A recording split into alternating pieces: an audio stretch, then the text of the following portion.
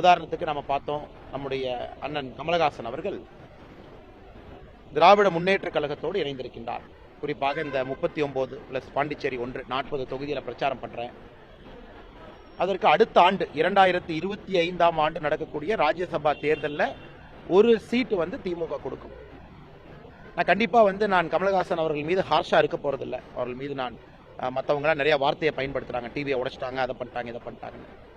இது தமிழகத்தில் தனித்து ஒரு அரசியல் கட்சி நடத்துவது எவ்வளவு கடினம், அதுவும் 2 கட்சிகளுக்கு மத்தியில் மக்களுக்கு ஒரு மாற்றமாக நிற்க முடியும் என்று ஒருவர் பேசினால் எவ்வளவு கஷ்டம் என்பதை கமலஹாசன் அவர்கள் திமுகவோடு இணைந்திருப்பது நமக்கு எடுத்து காட்டுகிறது.